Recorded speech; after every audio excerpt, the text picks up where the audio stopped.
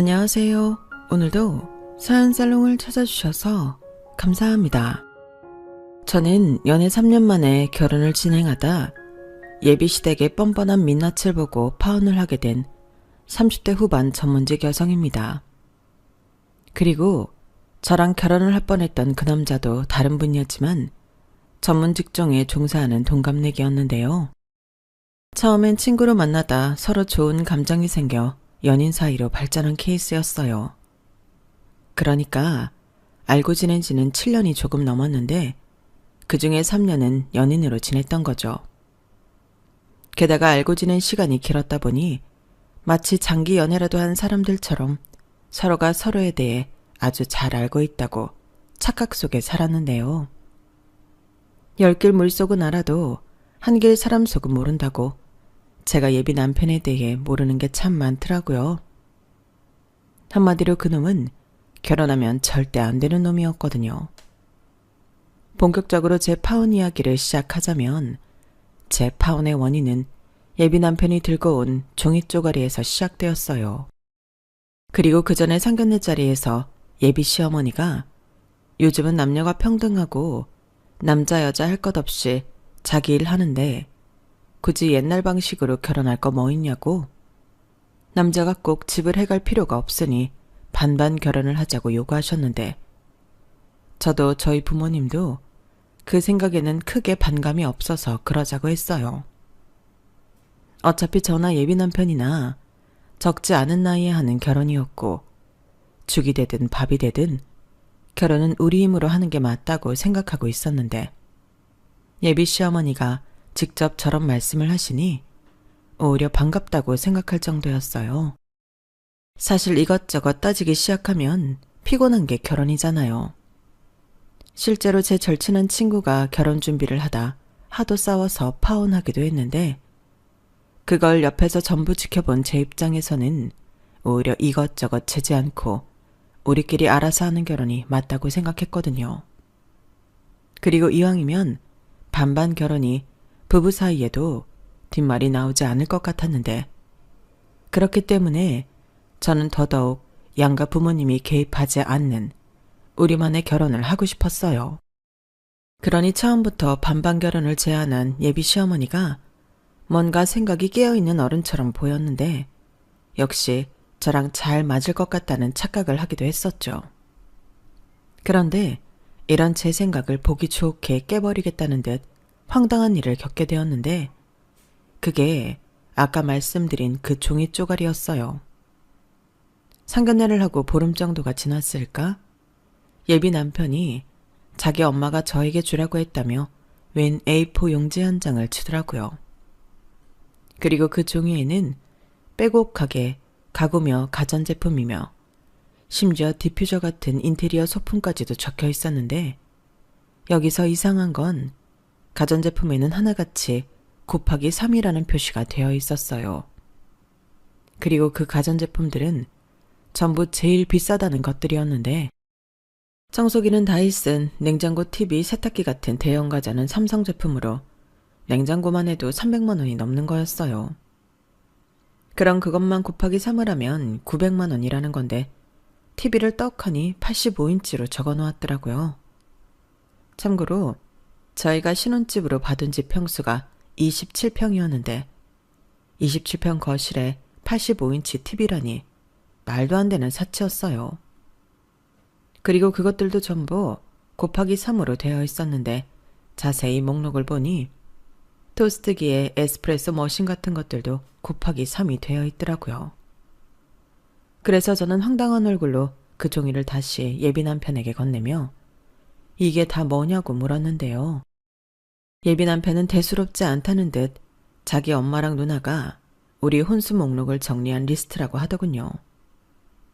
저는 아무렇지 않게 말을 하는 그 남자의 태연한 태도에 화가 났어요. 그래서 대뜸 아니 반반 결혼이고 혼수는 우리가 사용하는 물건인데 왜 이걸 우리가 아닌 다른 사람이 정하냐고 따졌는데 자기 엄마한테 세뇌를 당한 건지 이렇게 말을 하더라고요. 살림도 살아본 사람이 잘 안다고. 엄마랑 누나가 경험이 있으니까 도움을 준 거지. 이거 알아본다고 엄마랑 누나 엄청 바빴어. 아니, 누가 해달라고 했어? 그리고 여기 곱하기 3은 뭐야? 이걸 왜 3개씩이나 사? 한두 푼도 아닌데. 아, 그거? 우리 엄마랑 누나네 가전제품이 연식이 오래돼서 우리 살 때 같이 사라고 표시해둔 거래. 이렇게 같이 사야 할인도 많이 받고 좋다고 하더라. 나는 잘 몰라. 아무리 몰라도 그렇지. 이런 걸 아무렇지 않게 가져오면 어떡해? 그리고 우리 반반 결혼하는 거 아니었어? 자기는 이렇게 크고 비싼 물건들이 우리 신혼집에 어울린다고 생각해? 여기 곱하기 3도 그래. 그럼 이 돈은 누가 내는 건데? 자기가 내는 거야? 아니면 할인만 받고 어머님이랑 형님이 내시는 거야? 뭘 또 그렇게 정색을 하고 따지냐? 나는 그냥 이거 갖다 주라고 해서 가져온 것뿐이야. 궁금하면 자기가 우리 엄마한테 전화해서 물어봐. 나는 그냥 심부름한 것뿐이라니까. 저는 그때부터 살짝 싸했어요. 예비 남편이 자꾸 우리 엄마, 우리 누나 하는 것도 거슬렸고 굳이 이런 수고까지 하며 혼수 목록을 리스트업을 한 예비 시어머니의 의정도 어느 정도는 짐작이 돼서 더 짜증났는데 그래도 상견례 때 당신이 하신 말씀이 있으니 이건 확인해 봐야겠다고 생각했죠. 혹여 제가 짐작하는 대로 이 혼수 목록을 저더러 장만하라는 거라면 그때는 싸우든 제가 할 것들만 정리하고 나머지는 예비 남편한테 네가 하라고 시키든 할 생각이었어요. 그리고 예비 시어머니는 마치 제가 연락을 할 줄 알았다는 듯이 이 종이가 뭐냐고 묻는 저의 질문에 대수롭지 않게 말씀하셨는데요. 그 종이 내가 생각을 좀 해봤는데 아무리 반반 결혼이라고 해도 예단은 받는 게 맞는 것 같아서 마침 우리 집 가전제품들이 오래돼서 바꿔야 하기도 하고 그래서 겸사겸사 우리 딸이랑 돌아다니면서 시장조사를 좀 해봤지. 너희 둘 다 일하라 결혼 준비하랴 바쁘잖아. 내가 니들 수고 덜어준 거야. 아니 마음은 감사한데요. 갑자기 예단이라뇨. 저희 반반 결혼하는데 예물이랑 예단은 생략하는 거 아니었어요? 어머 얘는? 나는 니들 결혼은 반반하라고 했지. 예단은 하지 말라는 소리는 한 번도 하지 않았다. 그리고 주변에서도 하나뿐인 아들 장가 보내면서 예단도 안 받았다고 하면 내가 얼마나 이상해 보이겠니? 너도 그래. 이상한 며느리 얻은 줄 알고 수군거린다니까. 그렇다고 형님네 가전제품까지 저더러 하라고 곱하기 3을 해놓으신 건 좀 너무하세요. 너무하긴. 너 요즘 예단 비용이 얼마나 하는 줄 아니? 그리고 우리 딸도 쉬는데 니들이 결혼하면 선물은 해줘야 하잖아. 그래서 그냥 같은 걸로 받는다고. 또 내가 땡땡 백화점에서 견적받은 건데 그 직원이 그렇게 한꺼번에 사면 할인도 많이 해준다고 하더라. 어머니, 아무리 그래도 이건 좀 아닌 것 같아요. 그럼 저한테 예물은 얼마나 해주시려고요? 그럼 저도 뭐 리스트라도 적어서 드리면 돼요? 뭐? 너 지금 싸우자는 거니? 아무리 결혼식 전이라고 해도 나 네 시어머니 될 사람이야. 어른이라고. 예물은 내가 어련히 알아서 준비하지. 네가 뭔가 오해를 해서 기분이 상했나 본데 잘 생각해봐라. 나는 너 생각해서 그런 거야. 예비 시어머니는 자꾸만 저를 생각해서 그런 거라는 헛소리를 하셨어요. 하지만 저는 어딜 봐서 저를 생각한 건지 알 수가 없었고 오해하지 말라고 했지만 대화를 하면 할수록 오해할 수밖에 없었는데 제 입장에서는 세상에 없던 예단 얘기가 나왔기 때문에 오해고 자시고 기분이 나쁠 수밖에 없었어요. 그래도 그때까진 제대로 당하기 전이라 파혼까지는 생각하지 않았는데 이것도 일종의 제가 싸워서 해결을 봐야 할 일이라고 생각했어요. 적어도 그때까진 예비 남편은 제 편이라고 생각했기에 잘 이 내용을 알면 저처럼 질색을 하고 자기 엄마랑 싸울 거라고 생각했거든요. 하지만 그건 제 허황된 바람일 뿐 제 말을 다 들은 예비 남편은 뭐가 문제인지 모른다는 얼굴이었어요. 자기 내 말 이해했어? 이거 곱하기 3 예단이래. 그러니까 나더러 이걸 다 하라는 건데 이게 말이 돼? 그게 말이 안 되는 거야? 원래 결혼하면 예단하는 거잖아. 우리 반반 결혼하는데 왜 하는 건데? 서로 빈정상하지 말고 똑같이 하자는 취지에서 하는 거 아니었어? 그럼 혼수도 반반 결혼에 포함인데 이거 절반은 자기가 해야 해. 왜? 예단은 원래 자기가 하는 거잖아. 예단 말고 혼수 말이야. 지금 이 혼수 목록에 은근슬쩍 예단이 끼워져 있긴 하지만 우리 혼수는 반반씩 해야지. 그 물건 나만 써? 그리고 생각 잘하고 대답해. 내가 예단을 하면 자기는 나한테 예물을 해줘야 한다고. 나한테 이 정도로 뜯어가면 나는 뭐 가만히 있겠니? 아니 왜 말을 또 그렇게 해. 뜯어가긴 뭘 뜯어가. 알았어. 나도 어느 정도는 과하다는 거 인정해. 이건 내가 우리 엄마랑 누나한테 얘기해서 조정할 테니까 그만 좀 해라. 요즘 같아서는 내가 무서워서 결혼하는 게 맞나 싶어. 그러게 왜 나를 무서운 사람을 만들어. 애당초 자기가 중간에서 잘했으면 이런 일이 없잖아. 말했잖아. 나는 잘 몰라서 심부름만 한 거라니까. 뭘 알아야 중간 역할을 하지. 그리고 이제 알았으니까 내가 가서 말을 한다고 하잖아. 사람 좀 그만 잡아라. 저는 예비 남편의 짜증스러운 태도에 저 역시 짜증이 났어요. 저는 이 인간이 이 정도로 멍청한지 몰랐거든요. 그도 그럴 게 저는 예비 남편이 똑똑하고 스마트한 사람이라 좋아했는데요. 사귀게 된 계기도 그거였어요. 제가 원래 좋아하는 남자 이상형이 자기 일을 하는 지적인 남자였거든요. 그리고 연애하면서 그 점이 가장 마음에 들어 결혼까지 결심한 건데 결혼을 준비하는 동안 이 남자는 세상 천지 이런 바보 멍청이가 없었어요. 그리고 모른다고 하면 만사 형통이라고 생각하는 건지 저는 저런 무책임한 태도에도 화가 났는데 일단 서로 얘기가 된 부분이 있으니 기다려볼 생각이었죠.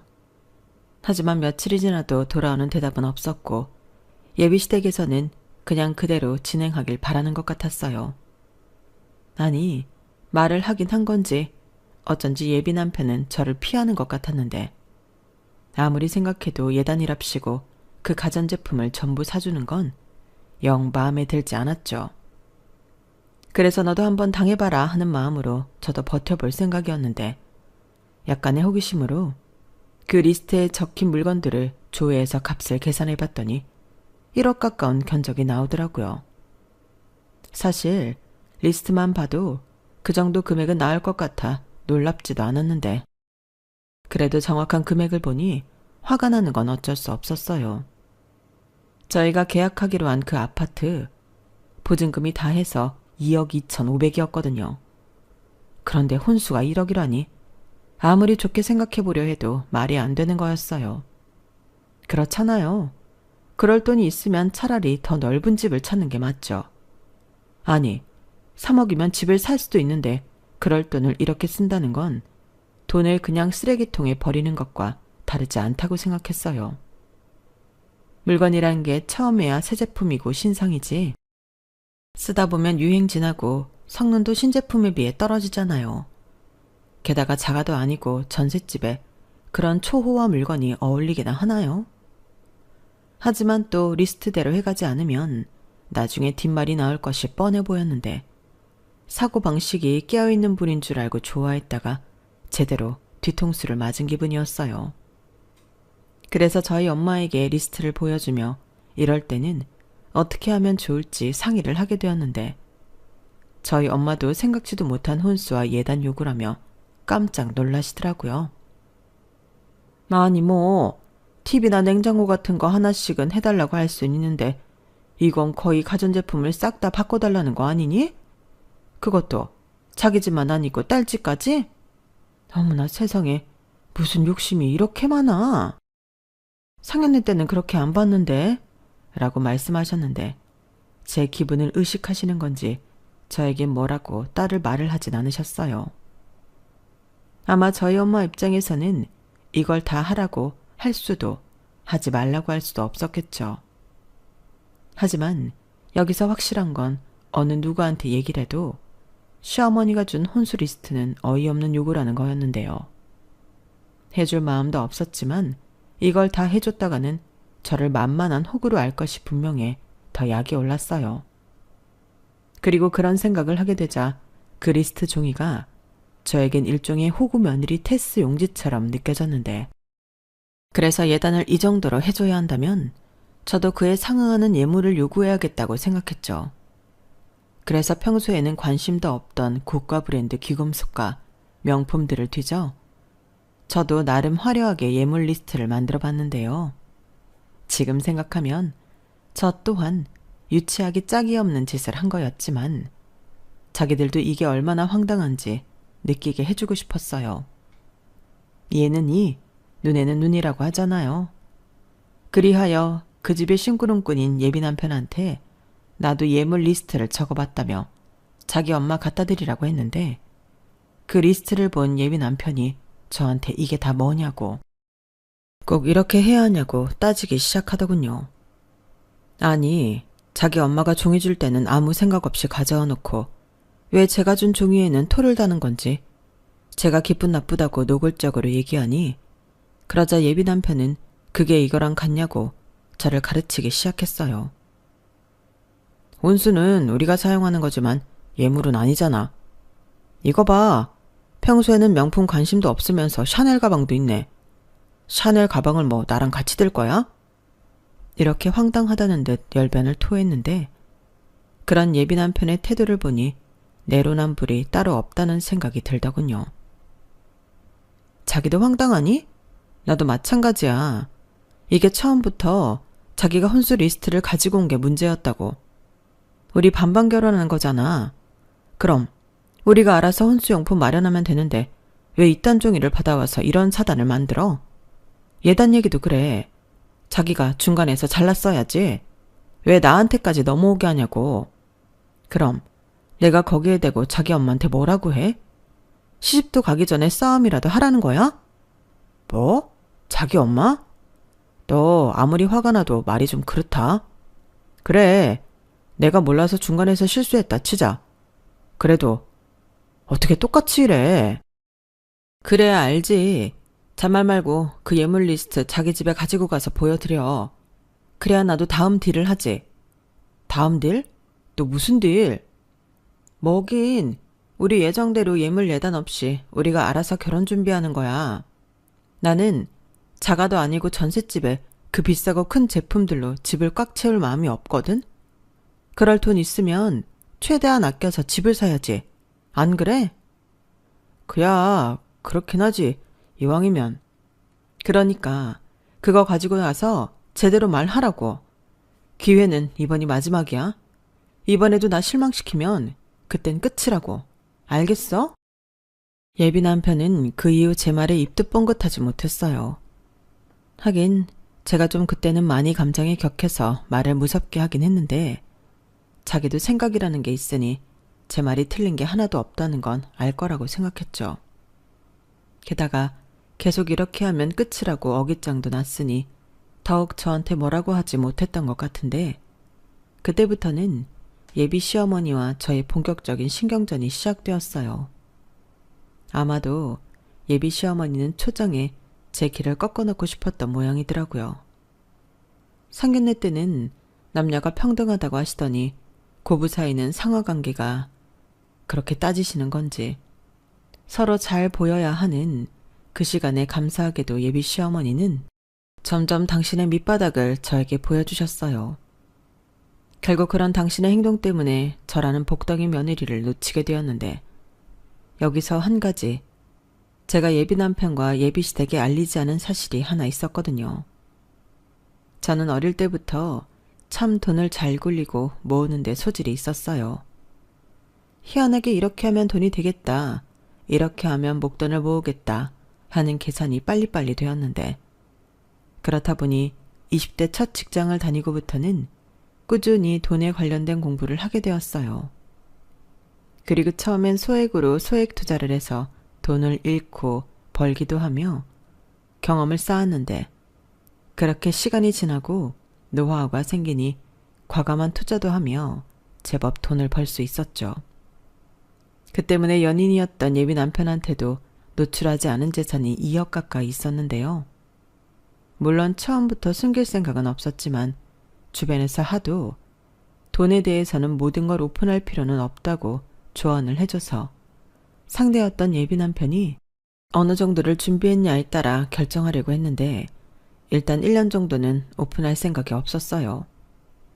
그 후에는 조금씩 투자 수익이라며 오픈할 생각이었는데 걱정하지 않았던 돈 문제가 결혼 전부터 발목을 잡으니 저는 제 결혼을 위해서라도 이 사람들의 댐데미를 알아봐야겠다고 생각했죠. 그래서 그 첫 번째가 원하는 예단을 해주는 대신 예물을 어떻게 해줄 건지 그걸 알아보는 거였는데요. 분명 자기 아들에게 예물 리스트를 받았을 때 예비 시어머니는 며칠이 지나도 연락이 없었어요. 제가 예비 남편에게 몇 번이고 리스트에 종이 드린 거 맞냐? 왜 아무 말도 없으신 거냐? 재차 확인도 했는데 예비 남편은 모른다고 짜증을 내더라고요. 그래서 왜 짜증을 내냐고 저도 똑같이 화를 냈고 그때 그 남자는 저 때문에 지금 자기 집 분위기가 엉망이 되었다고 했는데요. 그걸 왜 내 탓을 하냐고 따지니 그 남자 그러더군요.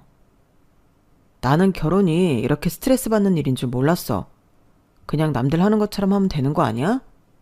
왜 결혼도 하기 전에 우리 엄마랑 싸우려고 드는 건데? 나는 네가 그런 여자인 줄은 몰랐어. 이런 소리를 하는데 순간 저도 화가 나서 결혼이고 뭐고 엎어버리고 싶었어요. 서로 평생을 함께하려고 하는 결혼인데 이럴 일인가 싶어 서로 시간을 갖기로 했죠. 그러자 그 남자는 자기도 성질이 났는지 알겠다고 했고 그렇게 저희 결혼 준비는 올 스톱이 되었는데요. 제가 집에서 혼자 끙끙 앓고 있으니 그걸 보다 못한 저희 엄마와 여동생이 파혼 이야기를 먼저 꺼냈어요. 저희 엄마 말로는 제가 혼수 리스트라는 걸 가지고 왔을 때부터 이 결혼을 말리고 싶었다고 하시더라고요. 그런데 제가 그딴 리스트를 받았음에도 파혼 얘기를 하지 않아 제가 그 남자를 어지간히 좋아하나 보다 라고 생각해서 말을 못했다고 하셨는데 이렇게 끙끙 앓고 있는 모습까지 보니 도저히 안 되겠어서 여동생과 이야기에 파혼 이야기를 하게 되었다고 하셨어요. 아, 네가 뭐가 아쉬워서 그런 집에 시집을 가. 전에는 엄마가 아무 말도 못했지만 하나를 보면 열을 한다고 저렇게 자기만 생각하는 집에 시집가면 너만 고생해. 그래 언니야. 언니 너는 평소에는 엄청 똑똑한 척하면서 왜 그런 집 남자를 만났어? 그리고 그 남자도 그래. 마마 보이냐? 자기 엄마가 자기 욕심만 부리면 자기가 먼저 뭐라고 해야지. 장가를 누가 가는 건데? 언니 너 정말 그 집에 시집갈 거 아니지? 몰라. 지금 나도 머리가 터질 것 같거든? 이미 전셋집 계약도 했지. 사람들한테 결혼한다고 이야기 다 했는데 뭐부터 어떻게 수습해야 할지 모르겠다고. 어디 그뿐이야? 나 사람들 입에서 오르내리는 거 딱 질색인 거 알지? 파혼해봐. 얼마나 많은 소문이 퍼지겠어. 그런 생각을 하면 파혼도 쉽지 않단 말이야. 그리고 내가 먼저 파혼 얘기해봐. 집 계약금이랑 각종 위약금 내가 부담해야 할걸? 그러니까 언니 네 말은 남들 보기 쪽팔리고 돈 아까워서 파혼 못한다는 거야? 아니 자기 인생이 걸린 일인데 그깟 돈이 대수고 쪽팔린 게 대수냐고. 그래 수연아, 이건 소연이 말이 맞다. 괜히 후회하지 말고 잘 생각해. 엄마는 이 결혼 안 했으면 좋겠다. 아빠도 마찬가지야. 엄마가 자세한 얘기는 안 했는데 너 힘들어한다고 하니까 그럴 거면 가지 말라고 하라고 했어. 저는 엄마와 여동생의 말에 순간 너무 자괴감이 들어서 힘들었어요. 나름 이만하면 괜찮은 사람이라고 결혼까지 결심한 건데 가족들까지도 뜯어말리는 결혼이라니. 내가 이렇게 사람 보는 눈이 없었나? 짜증이 나더라고요. 그래서 이왕 깰 결혼이라면 이 사람들이 어디까지 바닥인 건지 확인해보고 싶었는데요. 이건 또 무슨 심보냐고 생각하실 수 있겠지만 나중에 후회를 하지 않으려면 저도 확실하게 그 바닥을 봐야 한다고 생각했어요. 그래서 이번에는 예물 리스트보다 조금 더 파격적인 제안을 예비 남편과 예비 시어머니에게 해볼 생각이었어요. 자기야, 내가 생각을 좀 많이 해봤는데 1억 혼수를 할 바에는 그냥 내가 집 보증금을 다 할게. 대신 계약자는 내 이름으로 하고 자기 돈으로 어머님이 얘기한 혼수하자. 자기 돈이니까 어머니 댁이랑 형님 댁에 가전하는 것도 뭐라고 하지 않을게. 정말? 정말 그렇게 해도 되겠어? 자기 말대로 나도 똑같이 예물 리스트대로 받는 건 양쪽 모두 돈질을 하는 것 같고 합리적으로 생각하려고. 야, 우리 자기 쿨하다. 알았어. 그럼 나야 땡큐지. 엄마랑 누나한테 생색도 나고. 그럼 자기 예물은 안 해도 되는 거다. 내가 말을 못해서 그렇지 그 예물 리스트 때문에 우리 엄마 알아두었어. 세상에 그런 말도 안 되는 리스트가 어디 있냐고 하더라. 그건 자기가 생각해도 과했지? 과하다고? 그럼 그 곱하기 3 가전 예단은 안 과하니? 과한 걸 요구하셔서 나도 과하게 요구한 거야. 그리고 내내 말이 없어서 내가 보증금 다 하겠다고 하는 건데 요점은 알고 있어야지. 알겠어. 우리 이러다 또 싸우겠다. 그래. 나 요점 파악 다 했고 합리적으로 하자. 됐지? 저는 어차피 파혼할 생각이었기 때문에 혼자서 좋아 죽는 예비 남편한테 과감하게 질렀어요. 신혼집으로 계약한 전세 아파트가 2억이 조금 넘었는데 혼수가 1억이니 그냥 보증금을 제가 다 하고 명의를 가져오는 게 미래를 위해서도 낫겠다고 생각했죠. 물론 결혼을 하지 않을 거라 제가 보증금을 전부 내는 일은 없을 테지만 그들이 어떻게 나오나 궁금했어요. 그런데 그 사람들은 제 생각보다도 더 고약하고 이기적인 사람들이었는데 예비 시어머니가 자기 아들 말을 듣고는 득달같이 전화를 하셨더라고요. 목소리만 들어도 신이 잔뜩 나 있었는데 그리고는 저더러 한번 만났으면 좋겠다고 하더군요. 저 역시 바라는 거라 그러자고 했는데요. 성질도 급하지 당장 내일 보자고 하더라고요. 어머니 저 왔어요. 그래 어서 와라. 배고프지? 우리 일단 밥부터 먹을까? 내가 우리 며느리 맛있는 밥 한번 사주려고. 와 감사합니다. 그럼 저 비싼 거 시켜도 돼요? 그럼 먹고 싶은 거 다 시켜라. 그리고 내가 할 말이 좀 있는데 혼수 말야. 내가 곰곰이 생각을 해봤는데 그 집이 니네들 집도 아니고 좁은 전세 아파트인데 혼수를 좀 줄여야 하지 않나 싶어서. 네? 줄인다고요? 그건 제가 작성한 리스트도 아니고 어머님이랑 형님이 적어주신 거잖아요. 그래 맞아. 근데 그때는 이왕이면 니들 좋은 거 썼으면 좋겠어서 뭘 잘 모르고 한 거고 지금은 생각해보니 우리 딸이 먼저 결혼을 한 선배지 않니? 그렇게까지 할 필요가 없다고 하더라고. 이사하면 가전제품들도 망가지고 하는데 전세 사는 동안은 가성비 좋은 걸로 쓰고 니들 집 사서 이사할 때 그때 좋은 걸로 하는 게 낫다고 하더라. 그래서 전에 저한테 주신 것 말고 다르게 혼수를 준비하시겠다는 말씀이세요? 그리고 혼수는 정우 씨가 아니라 어머님이 하시는 거예요? 아니, 혼수는 당연히 정우가 하지. 근데 걔가 뭘 아니? 걔는 돈만 내는 거고 물건은 나랑 지 누나가 봐서 결정해야지. 그래서 내가 이것저것 해서 혼수 리스트를 다시 작성했는데 그럼 어머님 댁이랑 형님 댁에 들어가는 가전들은 어떻게 되는 거예요? 예단으로 받고 싶다고 하셨잖아요. 그것도 그냥 없던 걸로 하기로 했다. 너 예물 안 받는다며? 그럼 예단도 없는 거지. 그래야 공평하잖아. 어때? 글쎄요. 제 입장에서는 그게 좋은 건지 잘 모르겠어요.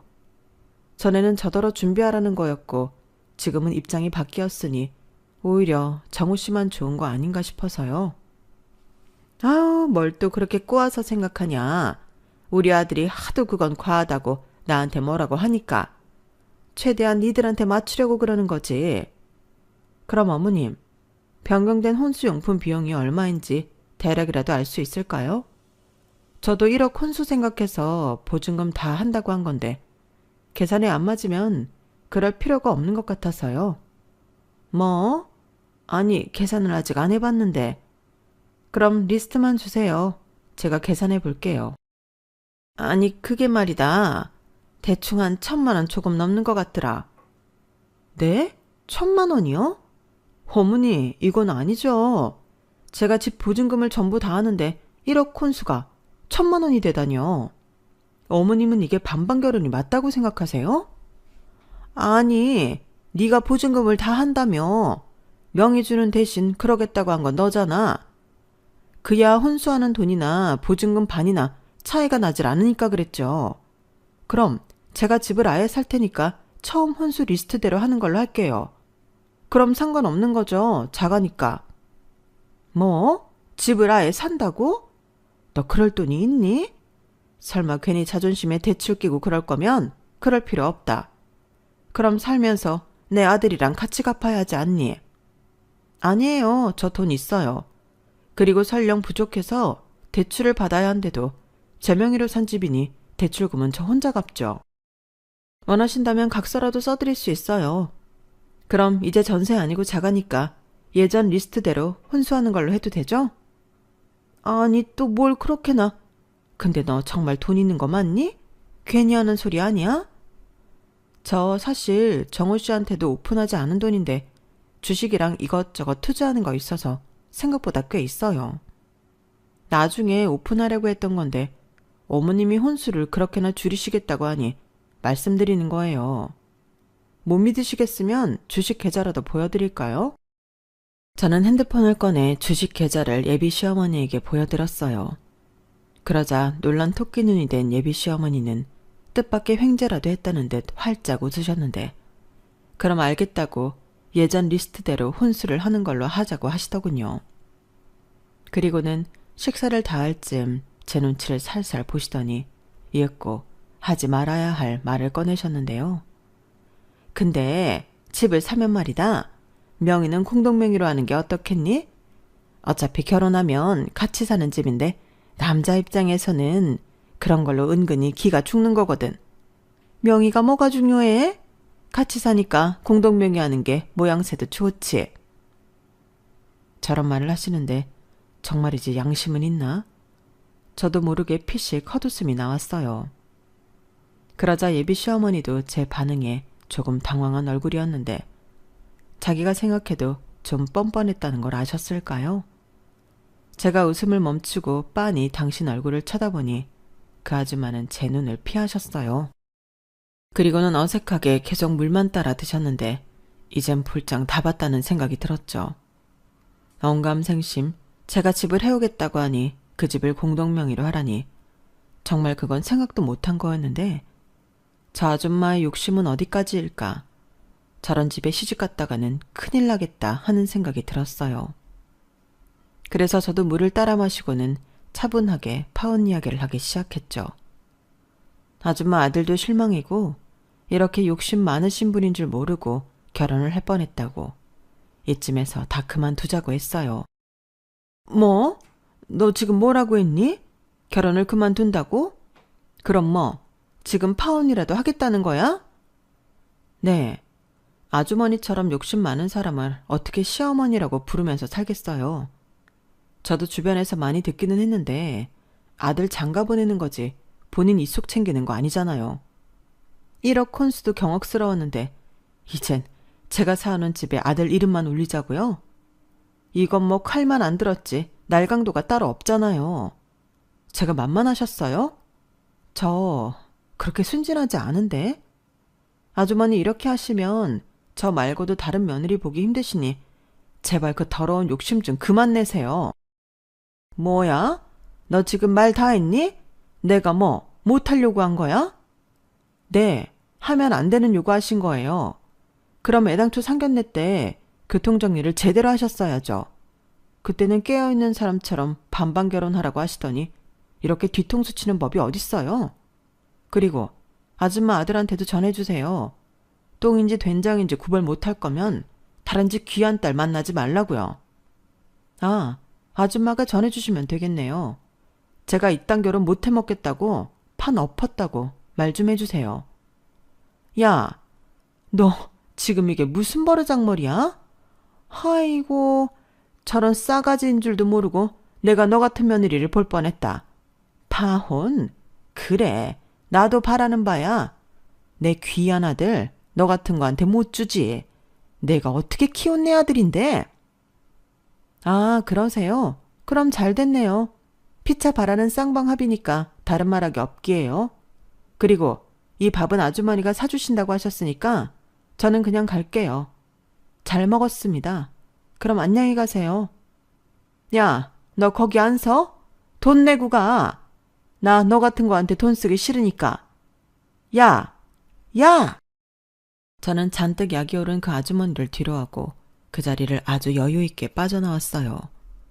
이게 생각보다 정말 속이 후련했는데 그 사이 자기 엄마한테 연락을 받은 건지 저한테 미친 듯이 전화를 하고 난리가 났더라고요. 당연히 받지 않았죠. 받아봤자 피차 좋은 말 할 것도 아니고 어차피 깨진 사이 쓸데없는 에너지 낭비는 하고 싶지 않았는데요. 인간이 어찌나 끈질긴지 포기를 할 줄을 모르더라고요. 그런데 마냥 피할 수도 없는 이유가 있었으니 계약한 전셋집이며 결혼식장, 신혼여행 모두 계약 취소를 해야 했는데 그 위약금 문제를 해결해야 했거든요. 그래서 다음 날 전화를 받았고 굉장히 화가 난 목소리의 그 남자에게 만나서 이야기하자고 했는데요. 다음 날 어떻게 참았는지 그 인간은 저를 보자마자 사람들 시선도 의식하지 않고 저더러 어떻게 그럴 수가 있냐고 화를 내기 시작했어요. 황당하게도 화가 난 이유는 제가 파혼 선언을 한 것이 아닌 제가 돈이 있는데 자기한테 말을 하지 않았다는 거였어요. 어차피 깨진 사이인데 제가 돈이 있든 없든 그게 무슨 상관인 건지 자기는 속았다며 방방 뛰는 그놈의 발작을 그냥 듣고만 있었어요. 지나가는 웬 미친놈이 미친 짓을 하는데 거기에 개입하면 저만 피곤해지는 거잖아요. 그러자 몇 분 뒤 느닷없이 태도를 바꿔서 이번에는 자기가 잘못했다고 파혼 얘기는 없던 걸로 해달라고 했는데요. 그러면서 자기가 책임지고 혼수 목록은 해결하겠다고 하더라고요.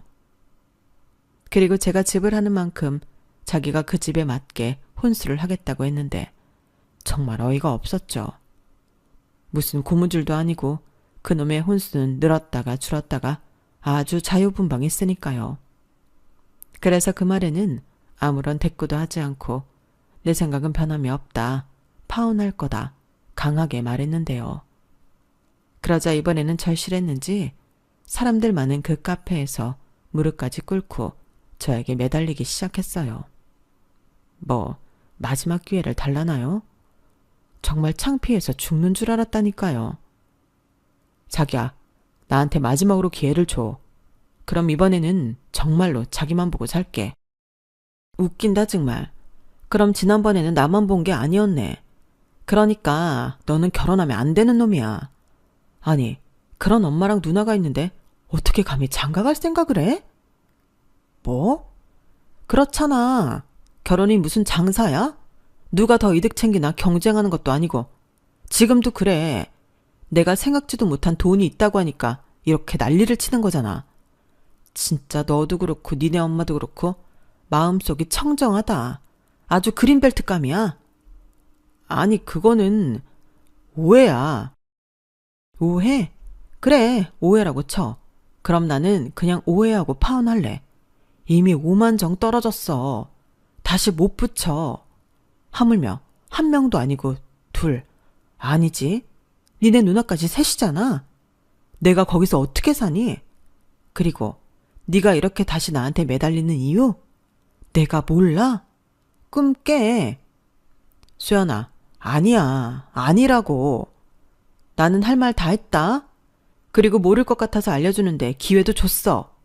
그리고 이렇게 된 데는 나보다 그쪽 과실이 크니까 각종 위약금 네가 물어라. 그 말 하려고 만나자고 했어. 야, 아무리 그래도 이건 아니지. 네가 파혼하자고 한 건데. 그러게 왜 사람을 못 살게 구냐고. 그러니까 파혼하자고 하지. 그럼 다시는 보지 말자. 다른 친구들한테도 가급적이면 얘기하지 말고. 나는 괜찮은데 소문나면 쪽팔리지 않겠어? 그럼 영원히 안녕. 저는 그렇게 말하고 열받은 그놈을 뒤로하고 집으로 불이 나게 돌아왔어요. 그러자 그 뒤에도 그놈은 저한테 끈질기게 전화하고 난리였는데 아무리 생각해도 위약금을 자기가 전부 낸다는 게 부당하다고 문자를 보냈더라고요. 부당하다니 그런 말도 안 되는 혼수리트 가지고 올 때는 그런 단어를 몰랐나 봐요. 그리고 고민 끝에 저는 회사와 친구들에게 파혼 커밍아웃을 했는데요. 어차피 맞아야 할 매라면 빨리 맞고 시간이 약이다 하고 싶었어요.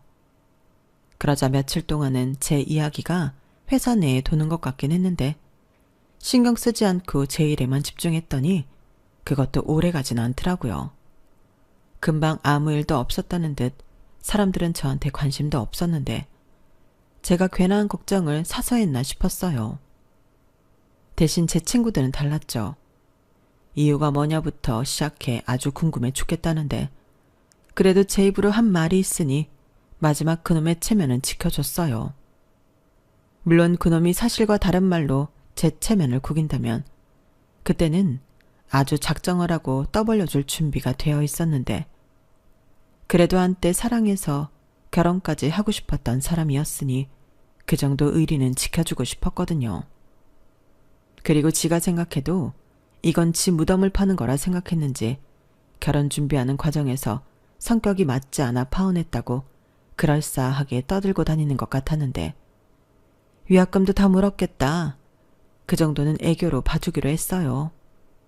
제가 성격이 좋은 편은 아니긴 하니까요. 그리하여 저는 결혼 준비 2달 만에 파혼한 여자가 되었는데 다른 사람들도 마찬가지겠지만 가끔 저도 제가 파혼을 했다는 것이 신기해요. 파혼 혹은 이혼은 남의 얘기라고 생각했거든요.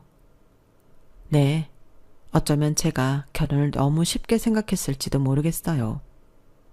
그래서 다음에는 연애든 결혼이든 아주 신중하게 생각하려고요.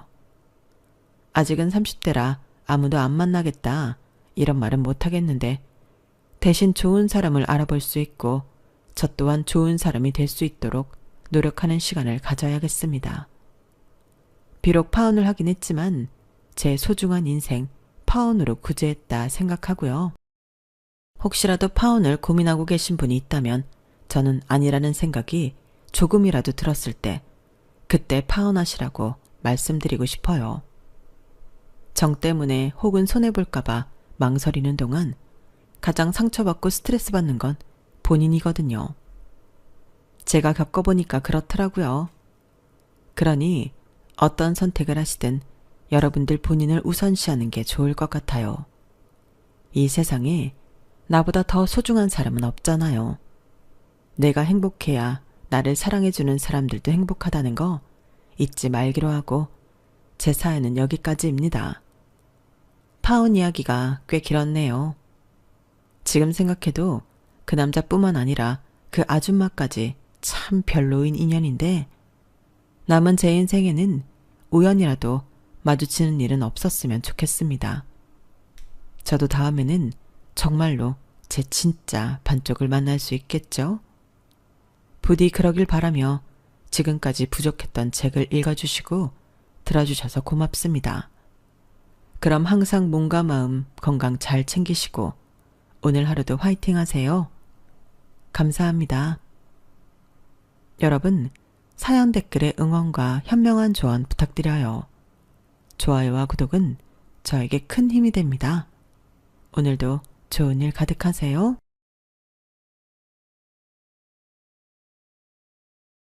안녕하세요. 오늘도 사연 살롱을 찾아주셔서 감사합니다. 저는 연년생 자녀를 둔 아이 엄마입니다. 최근 아이들과 함께 여행지에 놀러 갔다가 예상치 못한 질문을 받게 됐어요. 엄마, 왜 우리는 친할아버지, 친할머니가 없어? 하는 질문이었죠. 그 질문 때문에 저는 오래전 있었던 일을 다시 떠올릴 수밖에 없더라고요.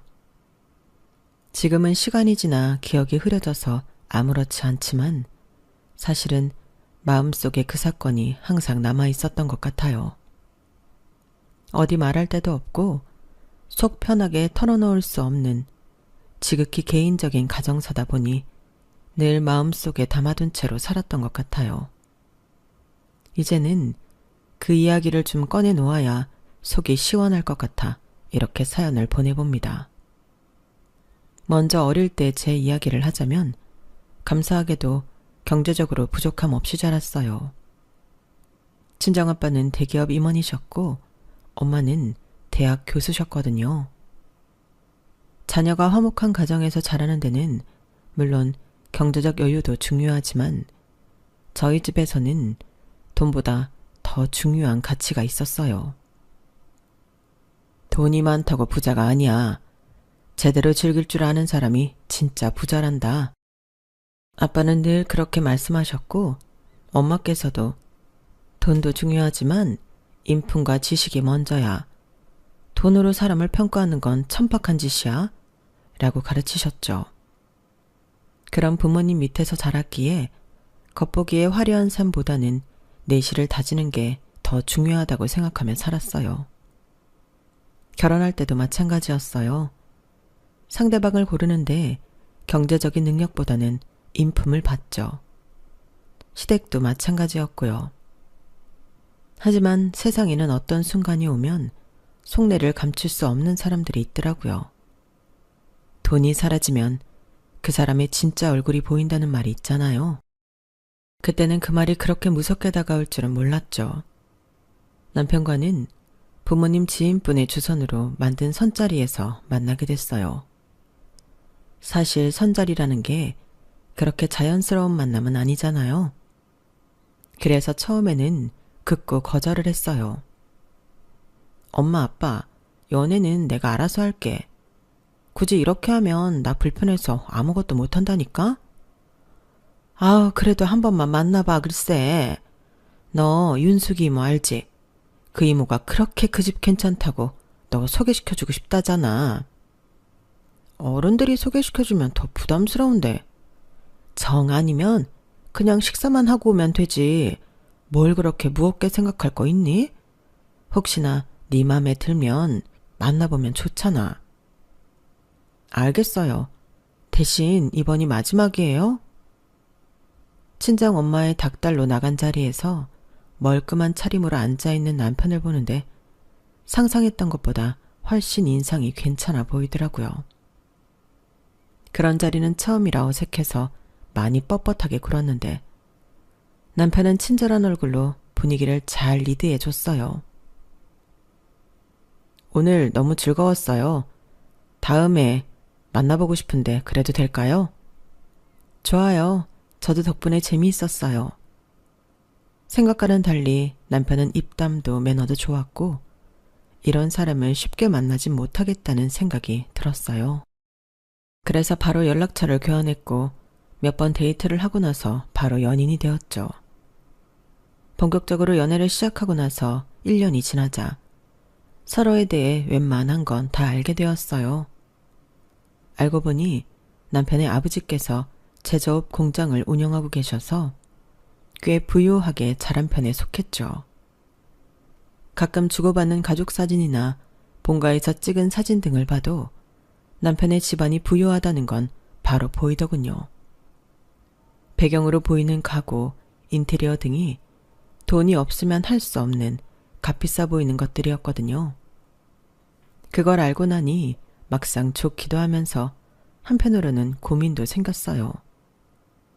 저희 집도 경제적으로 어려움이 있는 건 아니지만 저희 부모님은 저를 검소하게 키우셨고 두 분께서도 검소하게 지내셨거든요. 하지만 남편과의 유대감이 깊어질수록 그런 부분에 대한 걱정은 흐려졌어요. 야, 보통 시댁이 친정보다 못 살아서 고민이던데? 넌 무슨 걱정이야? 집안끼리 비슷하게 잘 사는 것도 되게 축복이다. 니네 집도 잘 사는 편이니까 딱히 반대도 없을 것 같고 더 잘 살면 지원 더 해줄 텐데 얼마나 좋아. 더도 별게 다 걱정이라니까? 그런가? 당연히 배부른 걱정이지. 그리고 어차피 결혼하면 더한 일도 많은데 나중에 생각해보면 집안 차이는 감사하다는 생각만 들걸? 친구에게 털어놓으니 그 말도 일리가 있더라고요. 원래 결혼이라는 게 두 집안이 합쳐지는 거니까 이 정도 차이쯤은 괜찮겠지 생각하고 말아버렸죠. 얼마 지나지 않아 저희 사이에서 결혼 이야기가 오가기 시작했고 부모님께 의사를 말씀드리자 좋아하는 눈치더라고요. 아유, 그래? 우리 딸이 설마 그런 집에 시집까지 갈까 싶었는데 정말로 갈 줄이야. 엄마 마음이 편하네. 엄마, 언제는 돈이 중요한 게 아니라면서요. 그렇긴 한데 성품이 괜찮아 보이니 이왕이면 잘 살면 더 좋은 거지? 그러게, 나도 이거 내 딸이 그래도 부잣집에 시집 간다니 왠지 마음이 놓이는구만. 엄마 아빠도 참 못 말리신다니까요. 부모님께서 농담하시는 모습을 보니 저도 덩달아 기분이 좋아졌어요. 그래도 혹시나 싶었던 마음마저도 시댁에 방문하면서 달라졌죠. 처음 시댁에 방문했을 때는 사람인지라 저도 모르게 살짝 주눅이 들기는 했어요. 시댁은 강남에 있는 고급 주택이었고 시부모님은 머리부터 발끝까지 명품을 두르고 있었거든요. 어머, 어서 와요. 우리 현우가 이렇게나 좋아하는 여자친구는 처음이라 많이 궁금했어요. 아, 참 곱게도 생겼네. 감사합니다. 처음 뵙겠습니다. 이제 우리 식구 될 건데 너무 그렇게 긴장하지 마요. 편하게 시어머니 하고 불러. 엄마도 참 아직 결혼도 안 했고 초면인데 무슨 벌써부터 시어머니야. 그게 더 불편해요. 그래? 나도 며느리 생기니까 좋아서 그러지 이 녀석아. 내가 자식이라곤 아들놈 하나밖에 없어서 집에 여자가 하나 더 있으면 어떨까. 늘 상상만 했거든. 아, 그렇다고 너무 걱정은 말아요. 딸 같은 며느리 되라는 소리는 안 할 거니까. 대신 내가 엄마 같은 시어머니는 좀 되고 싶어서. 말씀만 들어도 너무 감사한데요. 앞으로 잘 부탁드립니다. 시댁 분위기는 정말 화기애애했어요. 교양 있는 시어머니와 다정다감하신 시아버지까지. 남편이 어떻게 자라왔을지가 느껴져서 정말 좋더라고요. 그래서 아주 조금 남아있던 걱정마저 사라졌죠. 양가 인사를 무사히 마치고 본격적으로 결혼 준비를 시작하게 됐어요. 그런데 며칠 후 시어머니께서 전화가 오시더군요. 며느라, 내가 소개해주고 싶은 사람들이 있는데 혹시 내일 저녁에 시간 괜찮니? 내일 저녁이요? 괜찮을 것 같아요. 그런데 어떤 분들이세요? 나랑 친하게 지내는 사모님들 모임인데 우리 며느리 너무 잘 들어왔다고 자랑하니까 다들 궁금해하셔. 여기도 가족 같은 사람들이니까 너무 신경 안 써도 돼. 어머님은 신경 안 써도 된다고 하셨지만 어떻게 그럴 수가 있겠어요. 순간적으로 긴장감이 확 몰려왔지만 이미 시간이 된다고 해버려서 거절을 하지 못하겠더라고요. 그래서 우선은 약속을 잡았어요. 결혼 전이니 딱 한 번만 나가야겠다 싶더라고요. 어머님, 저 왔어요. 어머나, 정순 씨 며느리구나. 참 참하게도 생겼네. 현우가 왜 그렇게 좋아했는지 알겠네. 그러게, 우리 나이 되면 얼굴만 봐도 어떤 사람인지 딱 알지. 착하네, 착해. 그치? 집안에 여자 잘 들어오는 게 그렇게 중요한데 우리 집은 앞으로도 더 잘 될 건가 봐. 사돈 두 분도 배울 만큼 배우신 분들이라 그런가 예의도 바르고 이뻐 죽겠어. 우리 집은 며느리가 아주 복덩이야, 복덩이. 우리 아들도 저런 며느리 데리고 왔으면 좋겠는데 좋은 여자 있으면 소개 좀 시켜줘요. 네, 열심히 찾아볼게요. 어머님이 데리고 간 곳은 말 그대로 어느 정도 사는 공장이나 중소기업을 운영하는 분들의 사모님 모임이었어요. 그날 저를 데리고 간 식당도 회원제를 받는 고급 레스토랑이었죠. 어머님이 아니었으면 평생 구경도 못 해봤을 식당이었죠. 엄청난 가격에 화려하고 양 적은 음식들이 식탁을 채우기 시작했어요. 맛은 있었지만 가격을 생각하면 솔직히 아까운 생각이 계속 들더라고요. 제 소개가 끝난 후 사모님들 사이에 오가는 얘기는 오로지 돈뿐이었어요. 어디에 투자하면 돈을 번다더라. 누가 어디서 어떻게 대박이 터져서 돈을 벌었다더라. 돈 버는 얘기에 관한 것뿐이었죠. 다들 명품은 기본으로 두르고 계셨고요. 그런 어머님의 모습을 보면서 뭔가 제가 생각했던 것보다 훨씬 더 대단한 집에 시집을 온 건가? 약간 착각마저 들더라고요. 하지만 남편에게 물으니 남편은 회의적인 태도를 보였어요. 뭐 우리 집에 잘 살기는 하지만 그 정도까지는 아니야. 엄마가 버는 만큼 쓰고 싶어 하셔서 그런 거지. 옛날에 아빠 사업 잘 안 될 때는 힘들게 사셨거든. 그래서 옛날로 돌아가기 싫어하셔. 그래도 너무 쓰기만 하시면 안 좋은 거 아니야? 뭐 그거야 부모님들 알아서 하시겠지. 그렇긴 하지만 그때만 해도 저도 남편이랑 똑같이 생각했어요. 하지만 어머님께서 저희 결혼식에 개입하기 시작하셨죠. 며느라, 너희 예식장 잡았다면서? 네, 어머님. 내가 지난주에 너네 잡았다던 예식장을 보고 왔는데 그렇게 작은 곳에서 해도 괜찮겠니? 우리 쪽도 하객이 꽤 많은데.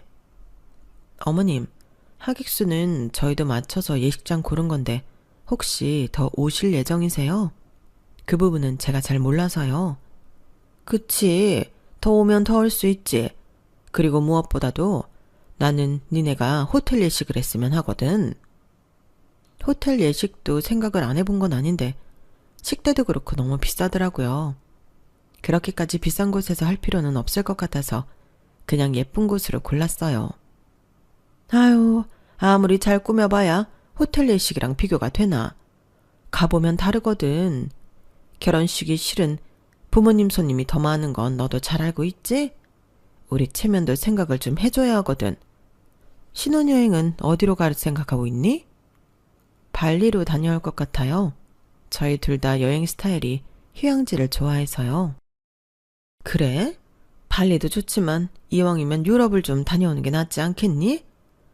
아, 유럽은 둘 다 다녀오기도 했고 결혼식 자체도 돈이 많이 드는데 그만큼 투자할 것도 없고 이왕이면 둘 다 안 가본 곳을 가보고 싶어서 골랐어요. 돈이 문제라면 우리가 지원해 줄게. 자식들 좋은 곳에 신혼여행 보내주는데 그 돈이 아깝겠니? 아, 그렇게까지 안 하셔도 괜찮은데 이미 결혼하는데 지원 많이 해주시고 계시잖아요. 어머 무슨 소리야. 아직 시작도 안 했다. 니네가 자꾸 니네 힘으로 하려고 하니 우리가 뭐 지원해주고 싶어도 해줄 수가 있어야 말이지. 근데 아니나 다를까 너희 둘 힘으로 하려고 하니 우리 집안 체면은 좀 고민하지 않고 준비를 하고 있는 것 같아서. 결혼식이라는 게 부모 행사거든. 그래서 우리 집 입장도 신경을 써주면 좋겠구나. 돈이 걱정이면 얼마든지 지원을 해줄게. 원래 저희 부부는 최대한 부모님께 손 벌리지 않고 결혼 준비를 하기로 계획했었지만 역시 뜻대로 되지 않더라고요. 결국 남편과 저는 상의 끝에 어느 정도 시댁에 맞춰드리기로 했어요. 그래, 그냥 좋은 게 좋은 거다 생각하고 맞춰드려. 지원은 다 해주신다는데 뭐가 걱정이야? 이왕 이렇게 된 거 한 번뿐인 결혼식 성대하게 해버려. 기대된다. 그래도 이게 다 나중에 빚으로 돌아올 것 같아서. 그게 아니더라도 마음의 빚으로 남아있을 것 같고. 네가 너무 착해서 그래. 원래 준다고 할 때 받아야 된다. 그리고 나 같아도 내가 여유 있으면 자식이 최고 좋은 데서 했으면 좋겠다고 생각할 것 같은데? 그건 그렇지. 주변에 이야기해봐도 또 스스로 생각해도 나쁠 게 없는 제안이었지만 괜히 찜찜한 마음이 드는 건 어쩔 수 없더라고요. 우리 엄마가 원래 남들한테 보여지는 걸 중요시 생각해서 그래. 신경 쓰지 마. 남편도 별 생각 없이 받아들이는 것 같아서 알아도 남편이 잘 알겠지란 생각에 그만 걱정은 줄이기로 했어요. 그렇게 생각지도 못하게 결혼식은 성대하게 열게 되었고 어머님의 닭달 아닌 닭달에 드레스마저 최고급, 신혼여행마저 최고급으로 하게 됐어요. 인생에서 처음으로 모든 걸 최고급으로 해본 터라 안 좋았다고 하면 거짓말이겠지만 솔직히 말하면 마음속 깊은 곳에 이렇게까지 돈을 써야 하나 싶은 생각이 있었죠. 하지만 주변에서도 부러워하고 부모님도 내심 만족하시는 것 같아 그러려니 받아들이게 됐어요. 그렇게 남부럽지 않을 화려한 신혼생활을 보내고 첫 애가 생겼을 때쯤 시부모님의 사업이 휘청거린다는 소식을 듣게 됐어요. 하지만 그 소식을 전하는 남편마저 크게 신경을 쓰지는 않는 것 같더라고요. 그 정도는 다시 일으켜 세우실 수 있을 거야. 그리고 부모님 앞에서는 티내지 마. 자존심이 센 분들이니까. 알겠어. 근데 진짜 괜찮은 거 맞겠지? 하루 이틀 하시는 일도 아닌데 극복할 방법을 찾으시겠지. 우리가 개입한다고 도와드릴 수 있는 것도 아니고. 남편 말대로 시부모님께서는 제 앞에서는 절대 티를 내지 않으시더라고요.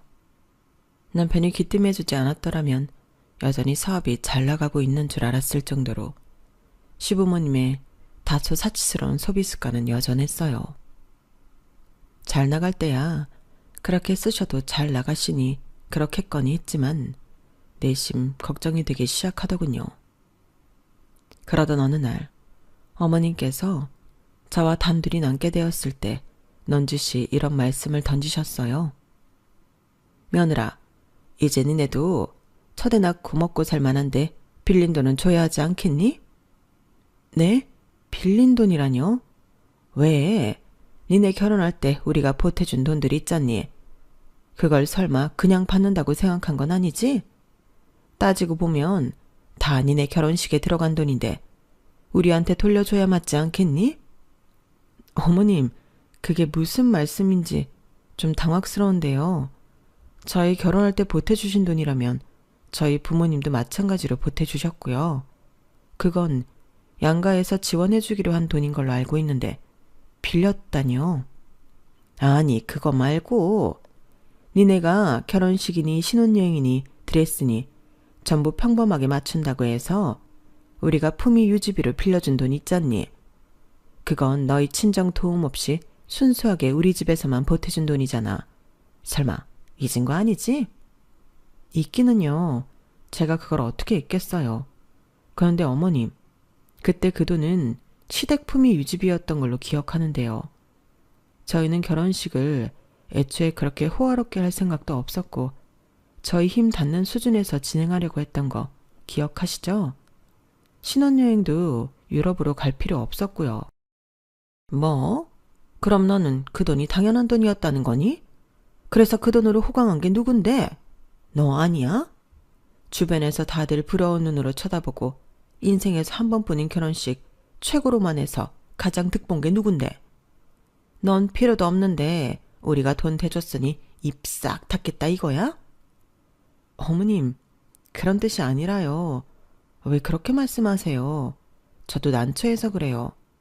그때는 그냥 비용 지원해 주시는 것처럼 말씀하셨는데 이제 와서 저희가 원해서 빌린 돈 갚으라는 것처럼 말씀하시니 당황스러워서 그렇죠.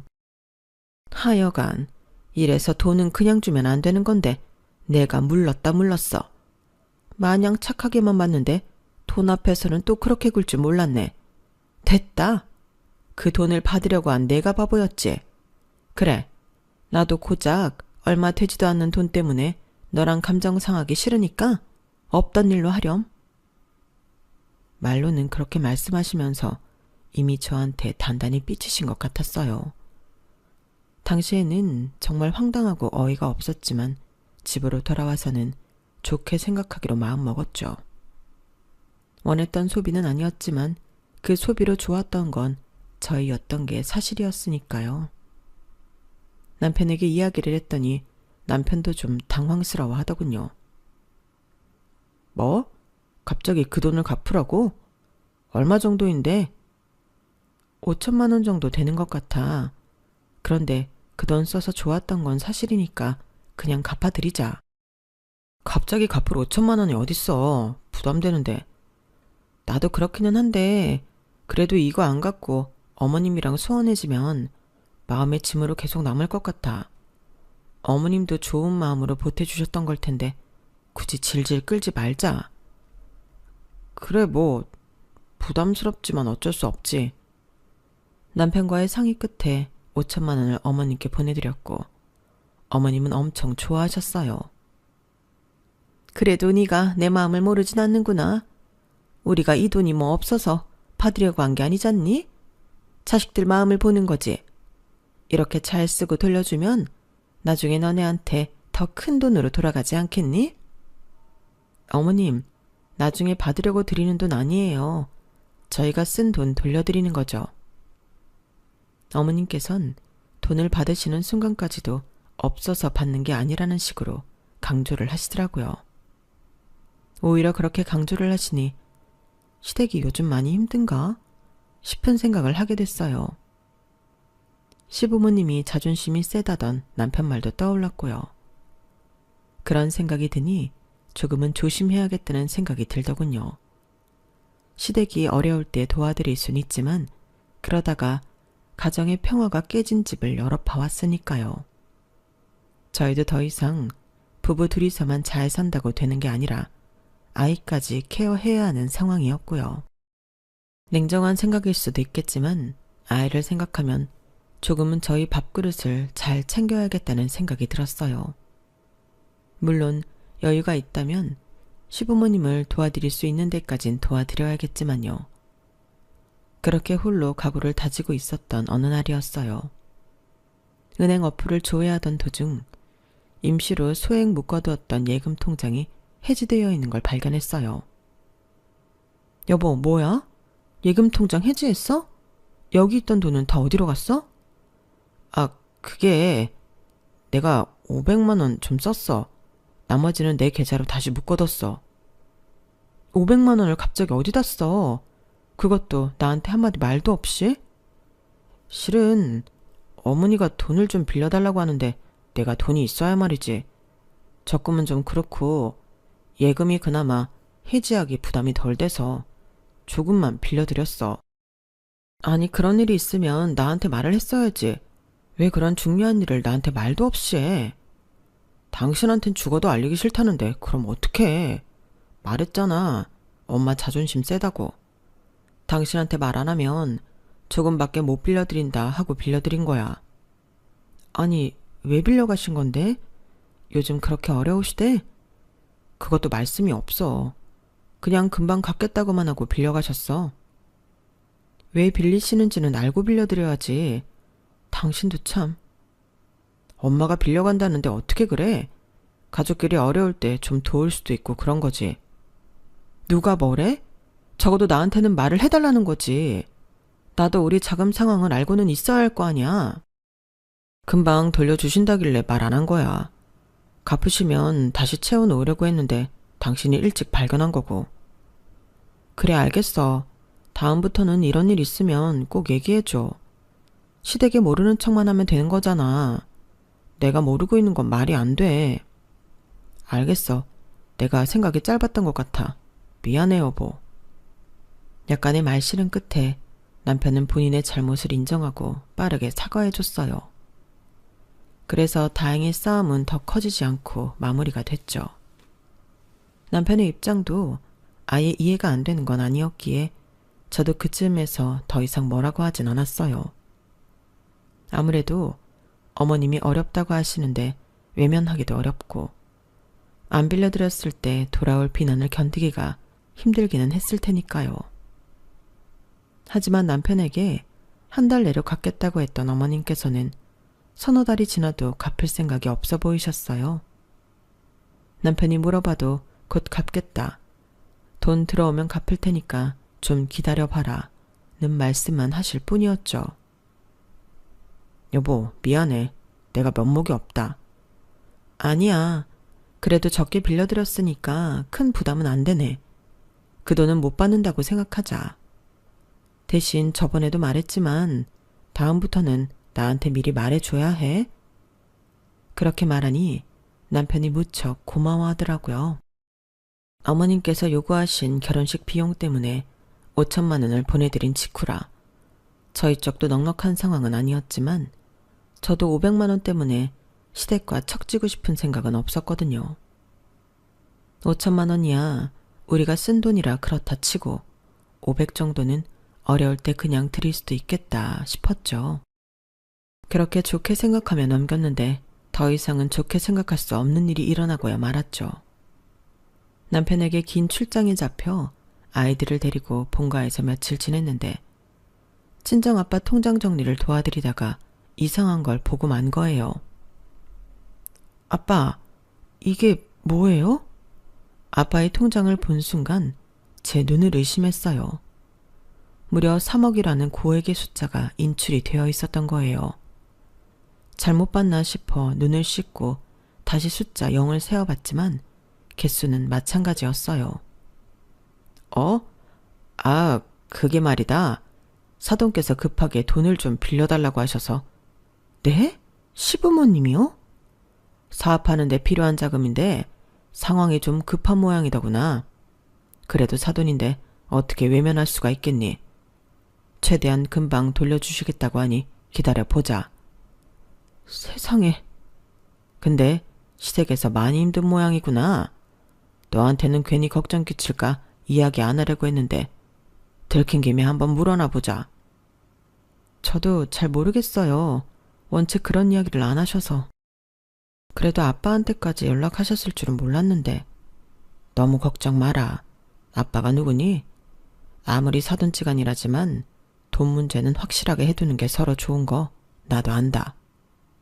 네가 무슨 생각하는지 아는데 차용증도 써놨으니 못 받을 걱정은 안 해도 된다.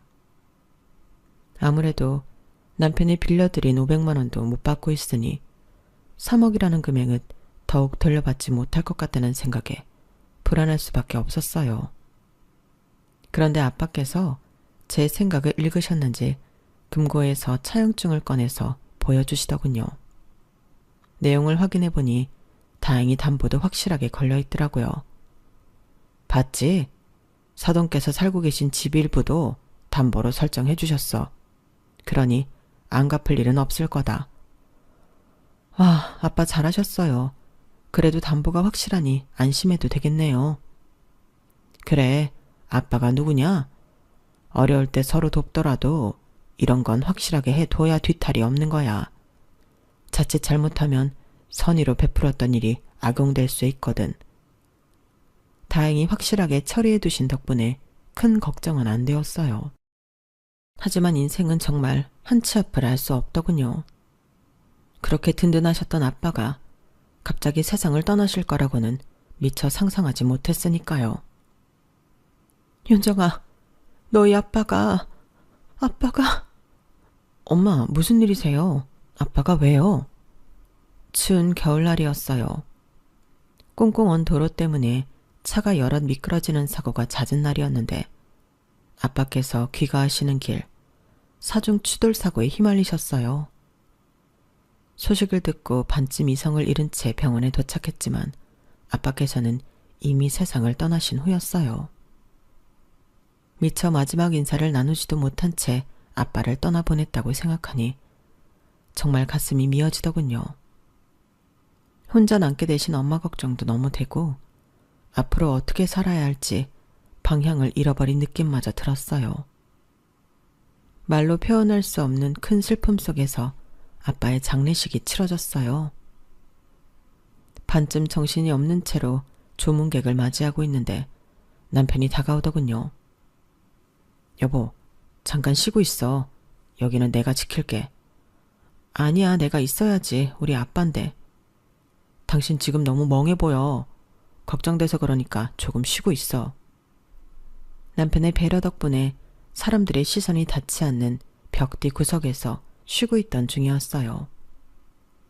시댁 식구들이 우르르 나오며 나누는 이야기 소리가 들리더라고요. 아유, 저 양반도 참 아직 젊은 나이에 어찌 저렇게 됐을까? 참 안 됐지. 그래도 참 착한 사람이었는데. 근데 말이야, 사돈한테 빌린 돈은 그럼 어떻게 하지? 어머, 그러게요. 안 갚아도 되려나? 안사돈은 그 돈에 대해 전혀 모르시는 것 같던데? 며느리도 모르는 눈치고 비밀로 해주신다고 했으니까 사돈 돌아가시고 아는 건 우리뿐인 것 같은데? 어머, 세상에 웬일이야? 안 그래도 그 돈 어찌 갚나 엄청 막막했는데 차용증에 갚기로 한 기간이 거의 끝나가잖아요. 그러게, 이게 참 죄송한 일이지만 우리한테는 너무 잘된 일이네. 그 돈만 안 갚아도 충분히 여유가 생긴다니까. 그래요, 그래. 우리만 입 싹 닫고 있으면 되지. 나중에 사업 다시 잘 되면 애들한테 차나 한 대 사주면 되겠네. 걔가 좋은 생각이네. 우리가 뭐 그렇게까지 양심 없는 사람들은 아니잖아. 지금 좀 힘들어서 그렇지. 여보, 근데 나 더 좋은 생각이 났는데 말이에요. 이건 좀 너무 나쁜가? 뭔데? 말이나 해봐. 그 뒷이야기를 들었어야 했는데 시부모님께서 악마처럼 킬킬거리면서 웃는 소리에 정신이 아득해지더라고요. 더 이상은 못 듣겠어서 그 자리를 뛰쳐나와 버렸어요. 심장이 벌렁거리고 손발이 차게 식더라고요. 분노와 배신감에 한참 동안 장례식장에 들어가지를 못했어요. 이걸 남편에게 어떻게 이야기해야 할지 감도 안 오더군요. 잠시 진정될 때까지 기다렸다가 예식장에 들어가니 예상치 못한 일이 일어나고 있었어요. 부의금 가지고 오신 분 그쪽 함에 넣지 말고 이쪽으로 주세요. 엄마 아빠 지금 뭐 하시는 거예요? 부의금 함에 넣어야죠. 넌 모르는 그런 게 있다. 그게 뭔데요? 말씀을 해주셔야죠. 집사람 보면 어쩌려고 이러세요? 여보. 지금 뭐들 하시는 거세요? 아, 며느리 왔구나. 그게 말이다. 실은 너희 아버지가 우리한테 진 빚이 있거든. 아무래도 이렇게 돌아가셨으니 그 빚을 갚지는 못하실 것 같으니 부의금이라도 받아가기로 안싸돈이랑 합의했다. 네? 뭐라고요? 저기 부의금 함에 넣지 말고 그냥 나한테 달라니까. 이쪽 사돈이 우리 집에 진 빚이 있어서 그래요. 이리로 줘요. 그 뻔뻔한 행태를 보니 이루 말할 수 없이 화가 치밀어 올랐어요. 엄마께서는 아무것도 모르고 그저 아빠께서 빚을 졌다는 말에 부의금을 가지라고 하신 모양이더라고요.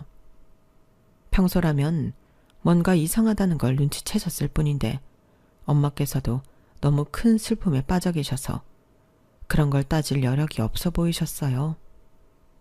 부의금을 뺏는 것도 뺏는 거지만 양심도 없이 아빠의 장례식장에서 생전 안 하셨던 일로 아빠를 욕보이게 하는 모습은 도저히 참을 수 없었어요.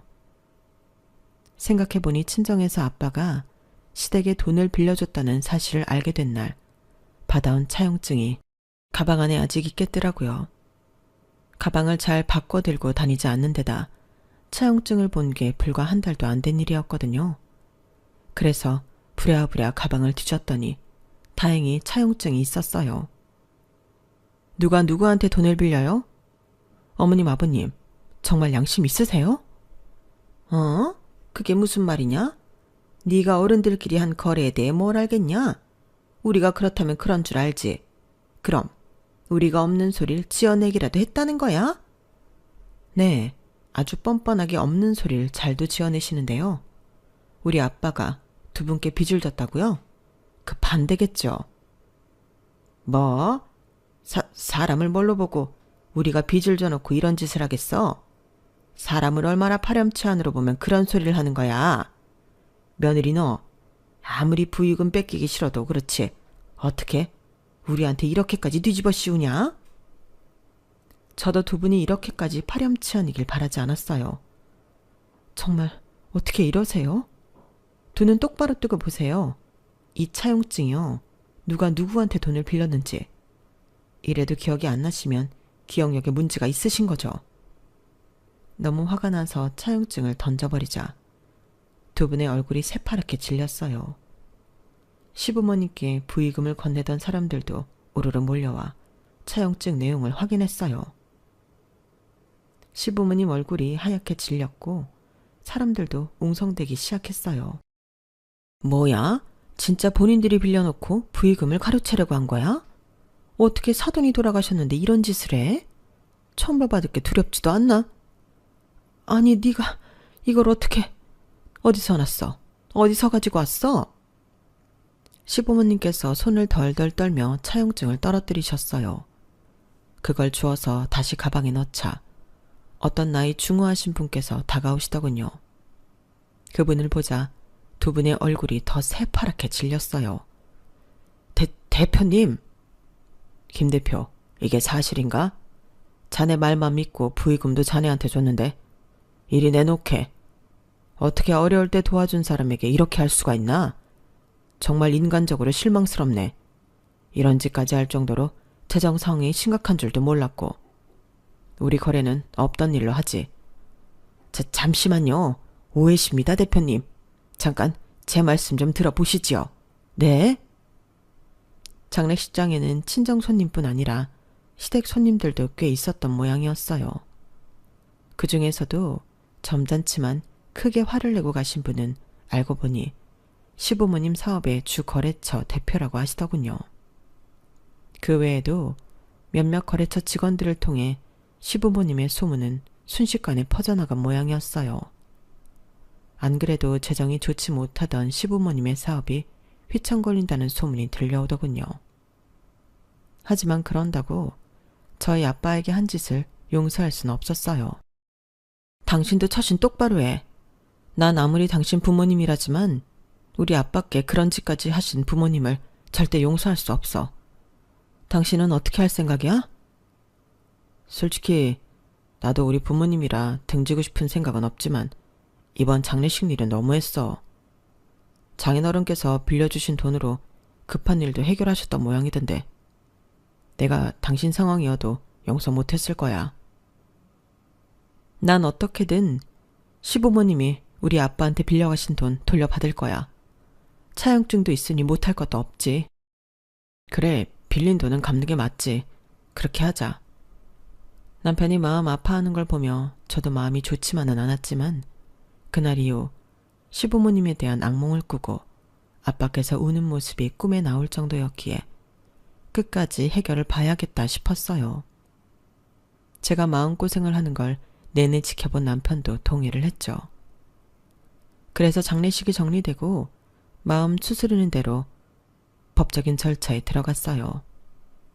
변호사를 선임하고 담보권을 실행했어요. 시댁에서는 난리가 났죠. 아니, 우리가 사업 잘 풀리면 3억 정도는 금방 갚는다니까. 가족끼리 추하게 이게 뭐 하는 짓이니? 조금만 믿고 기다려주면 안 되겠니? 저희 아빠께서 이미 충분히 기다려주신 것 같은데요. 갚기로 한 약속 기한도 지났고요. 그래, 우리가 그날 일은 잘못했다. 근데 있잖니, 너도 살아보면 알겠지만 우리처럼 큰 돈 만지면서 일하는 사람들은 그렇게 돈 때문에 순간 눈 뒤집혀지는 일이 많아. 정말 미안하고 용서 못 받을 짓인 건 알지만 한 번만 이해해주면 안 되겠니? 전 그날 두 분 대화하시는 것까지 다 들었어요. 그래요. 눈 뒤집혀서 아빠 돌아가시니까 아빠 돈 안 갚아도 되는 거 아니냐고 좋아하신 것까진 이해해볼게요. 그런데 두 분은 선을 넘으셔도 너무 넘으셨어요. 저희 아빠 장례식에서 아빠를 욕보이시면서 부의금까지 가로채려고 하셨잖아요. 이 모든 걸 어떻게 제가 조금이라도 용서할 수 있겠어요. 용서해달라는 말을 어떻게 그렇게 뻔뻔하게 잘하세요? 그제서야 두 분께서는 꿀먹은 벙어리처럼 입을 다무시더군요. 법적 절차는 신속하게 진행되었고 시부모님이 살고 계시는 집에 근저당권을 설정해버린 탓에 집을 처분하지 않으면 안 되는 상황이 왔어요. 시댁에서는 장례식장 일로 업계의 소문이 나 거래도 많이 끊겨 더 어려워진 상황이었고 근저당권 때문에 추가 대출도 힘든 모양이었어요.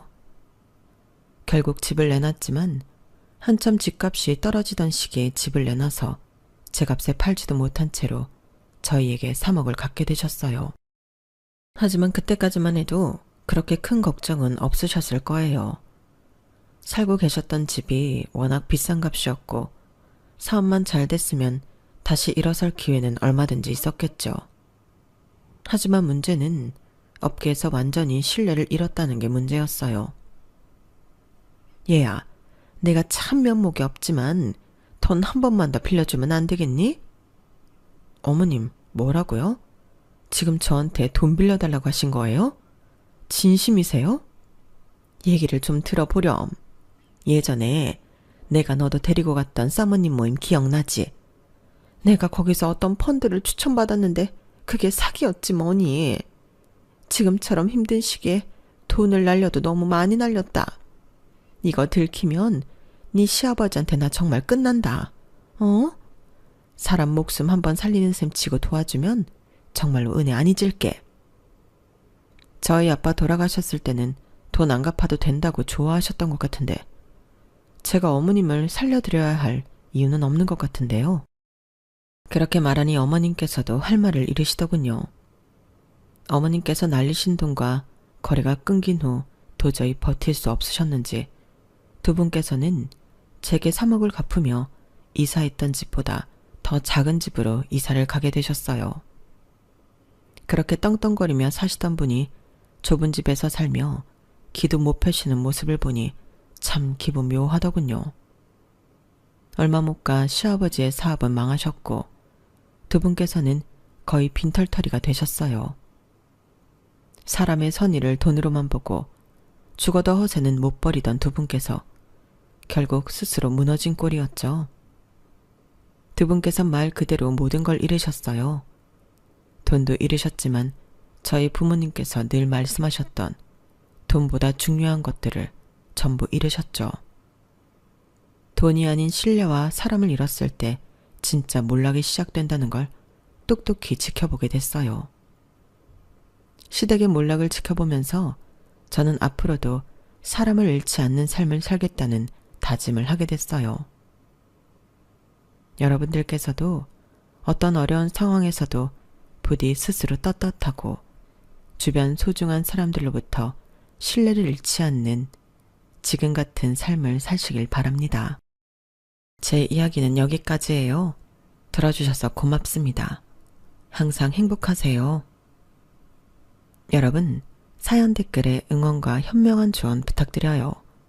좋아요와 구독은 저에게 큰 힘이 됩니다. 오늘도 좋은 일 가득하세요.